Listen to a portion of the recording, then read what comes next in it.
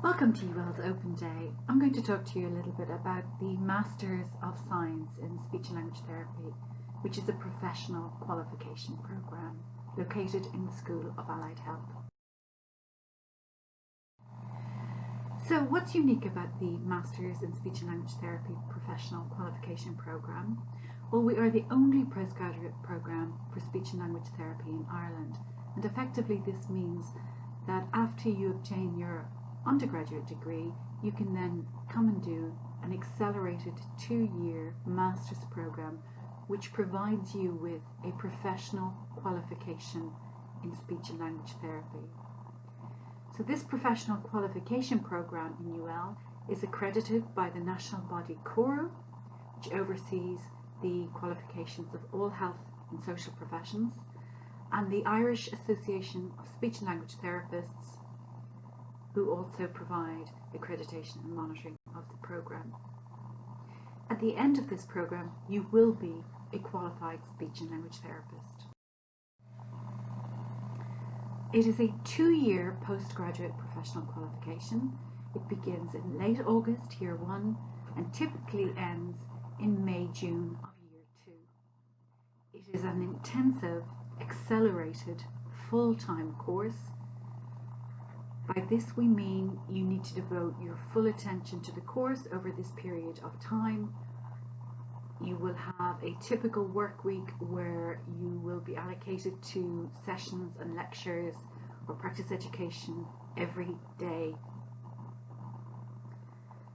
So the course is open to students with a bachelor's degree, and this must be an honours bachelor degree, and it is not necessary that you come from any particular discipline.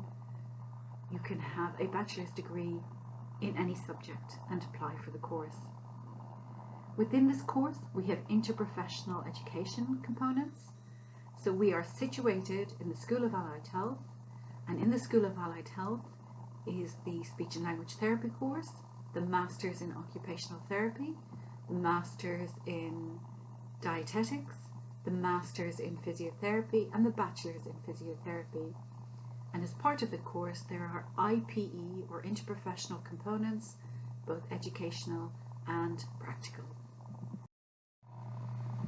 The aims of the program are basically to provide graduate entry studies in speech and language therapy, to provide graduates with the necessary academic and clinical skills and qualifications required for them to register with the CORU Speech and Language Therapy Registration Board and thus enable them to practice clinically.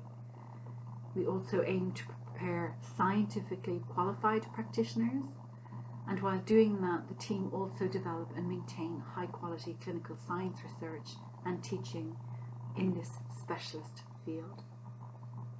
It is important to note that if you are thinking of this program, that speech and language therapy is more than about just speech and language.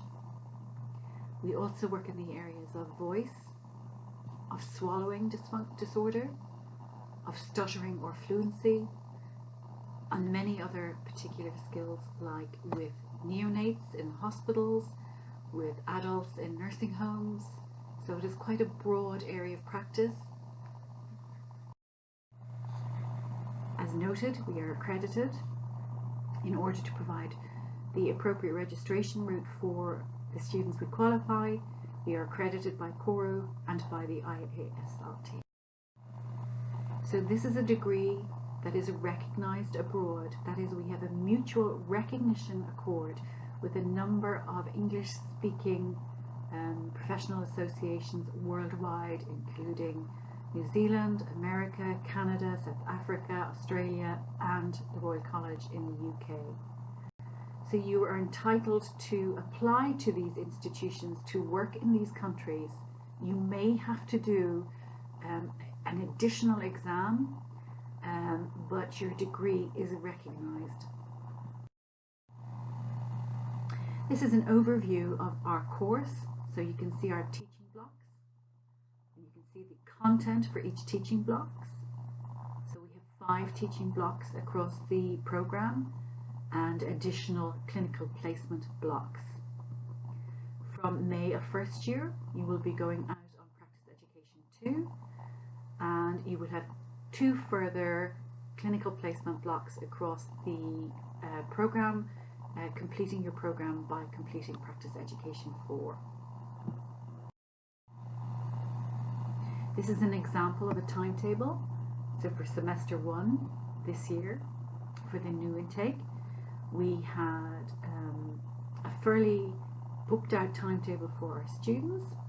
So they started in the last week in August, and they had, as you can see, very little free time during the week. This is how intensive the course is, and you will of course need to do additional studying in order to support your development throughout the program. We use a number of teaching and learning and assessment approaches.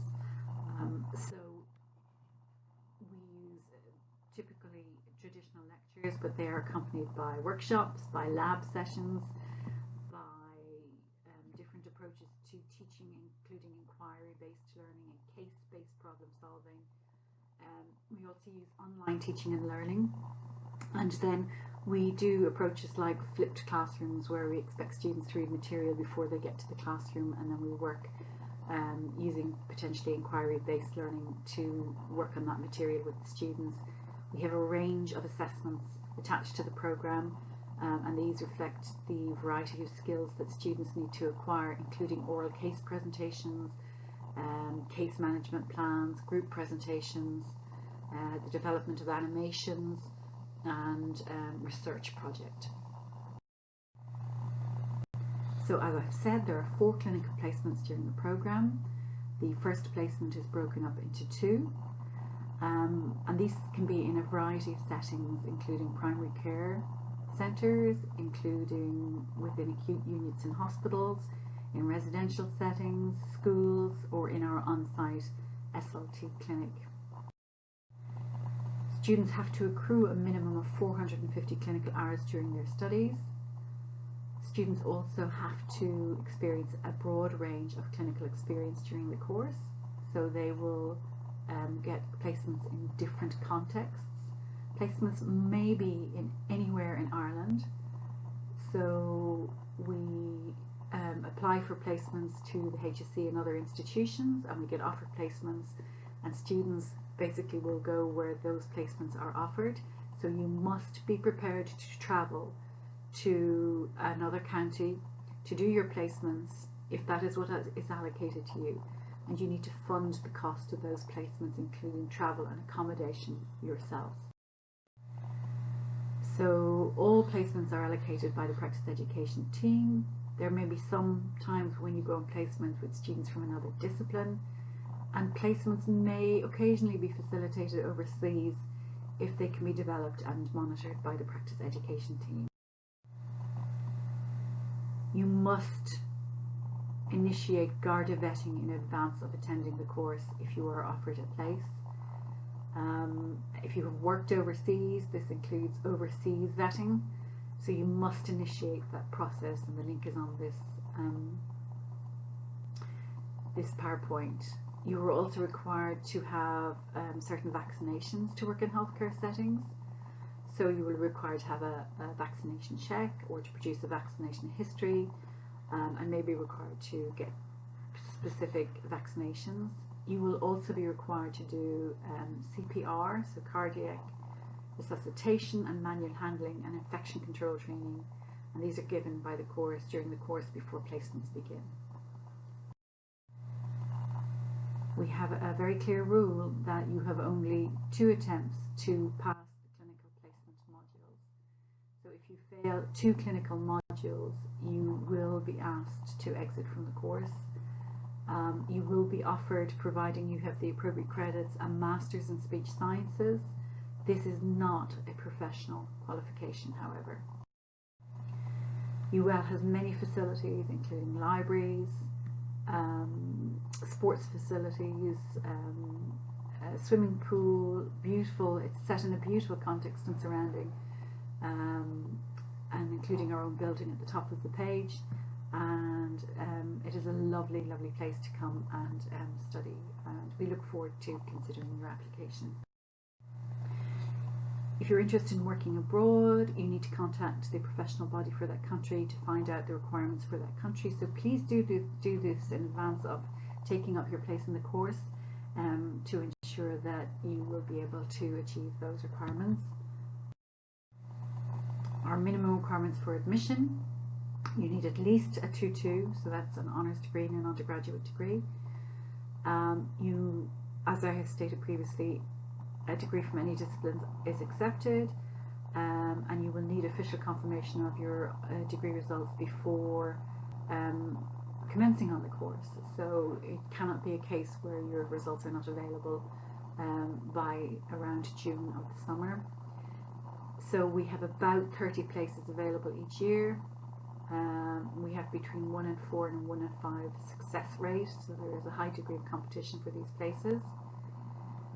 In addition to having an undergraduate honour degree, you need to also apply to HPAT. So the link is there, hpat/ireland.acer.edu.au, and undertake the admissions test. So this is the sole instrument used to select students for this programme. And so please register for HPAT Ireland, and please make a separate application to UL. So that is 2 things you need to do in order to progress your application to the course. For international candidates, we have a similar test. It's called the ISAT. So international students need to apply through this link to isat.acer.edu.au. For students who have not completed their initial degree in English, you will be required to undertake a IELTS, the International English Language Testing System exam, to show competence in English at a postgraduate level. You may have questions about the course and about the career prospects in particular. There's always a demand for SLT services, but the demand may not always be reflected in the number of positions created by health service providers. So there are always waiting lists for speech and language therapy, but it depends on bodies like the Health Services Executive and voluntary institutions as to whether they create those jobs to fill that demand.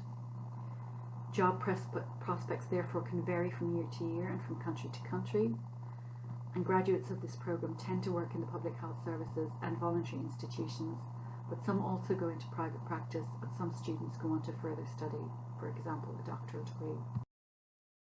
You can find further information on these links, and we wish you the best.